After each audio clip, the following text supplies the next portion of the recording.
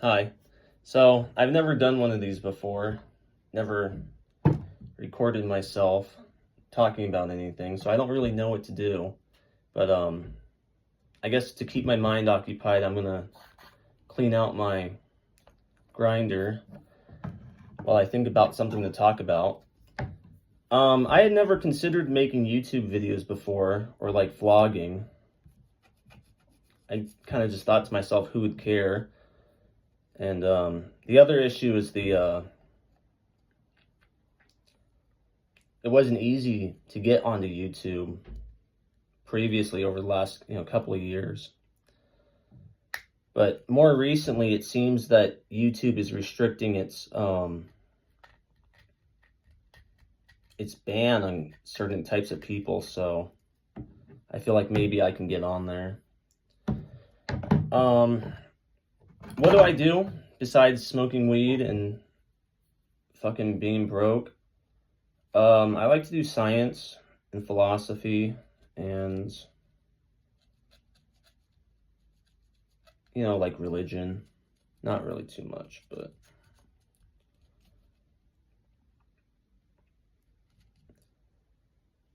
I have my own kind of thing going on. I don't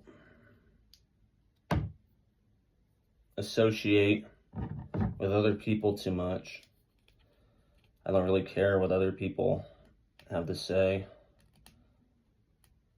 It's kind of easier when the author is dead, because that way they can't talk back.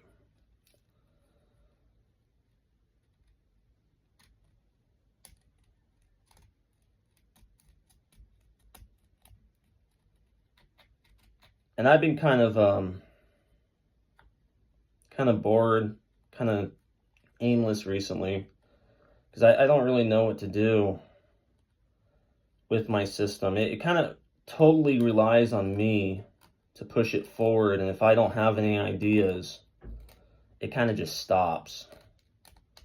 So I gotta like sit here and really think about what it is that I'm doing, or what I want, or what I want from it.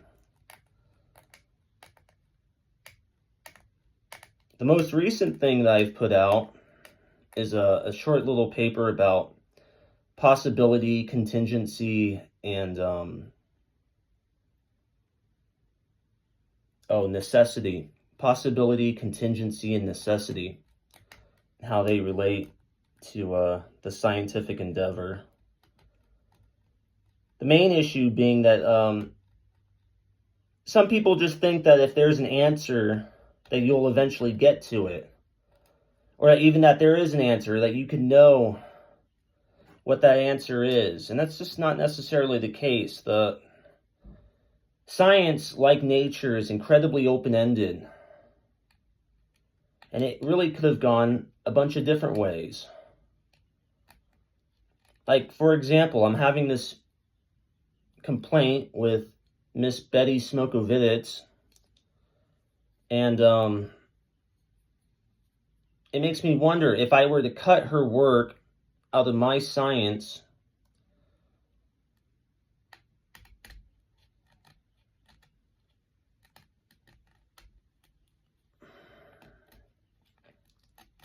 what would that mean? Do I just miss out on certain scientific advances? I just don't get access to certain things because if I cut her out, I never see her work, and I don't see what she's done. And she certainly has done something, but I just won't be the one to know. So, like, how will that affect my science? And it's kind of my argument that it'll be okay, because even though I don't get to do one thing, I'll have done another. And that's just sort of the nature of opportunity cost. That you only get to do one thing and not everything. And I'm told that the objective scientists around me fully understand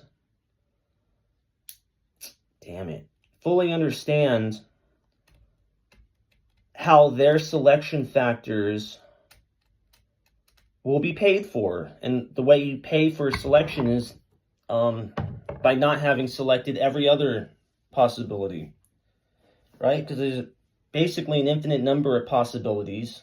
A lot of things are possible, but not all of them happen. There's a certain amount of contingency in natural phenomena. And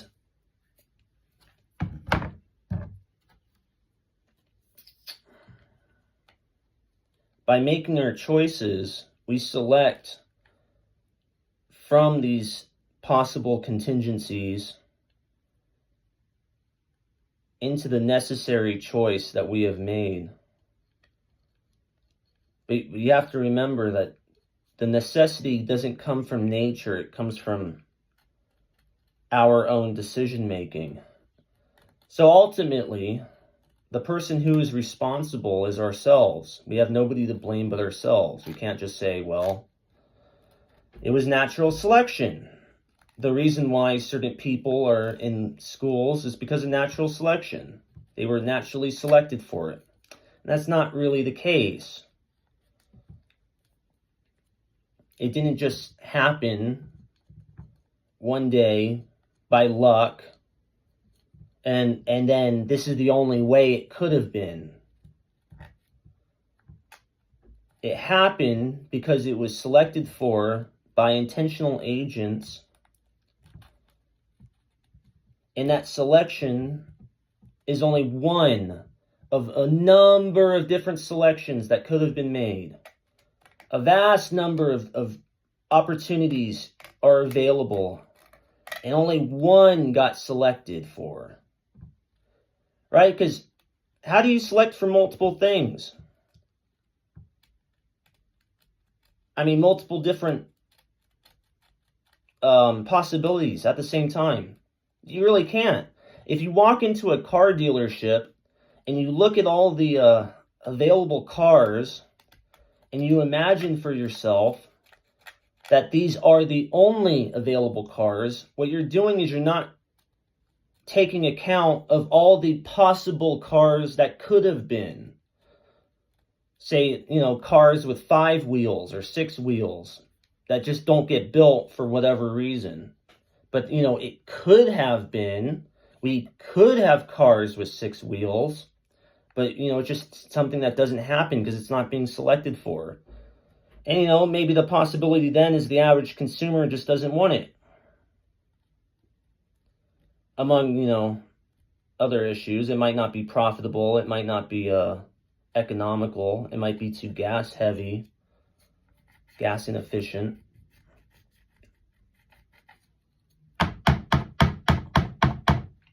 But it doesn't mean it couldn't have happened. Anything could happen.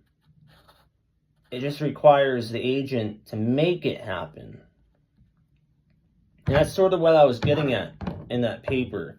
Because previously, I had claimed that everybody is capable of doing science. And it's true, because science is just the organization of ideas into, organizations. And I got critiqued for that because I also want to claim that non-scientists shouldn't have a say in the scientific process. So then how does that compute? Well, it happens to be with selection. And not everybody is capable of selecting for thinking. Because thinking and science are two different things. Science is just the organization of ideas, right? Anybody could do science. Plants can do science. Plants organize themselves. And if they're organizing themselves, then it seems to be that they're doing science. Now, are they thinking? That's another question. Do plants think? Maybe, maybe not. But anyway, my point was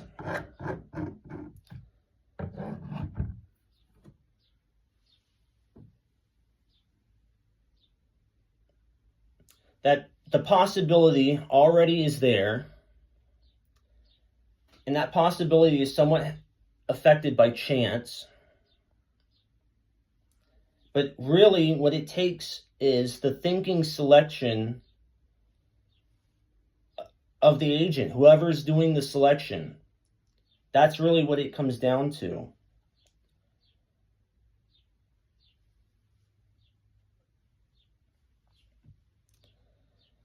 Anyway, that's just one of the most recent issues. There's other stuff going on. I guess I'll make more videos to cover that too at some point.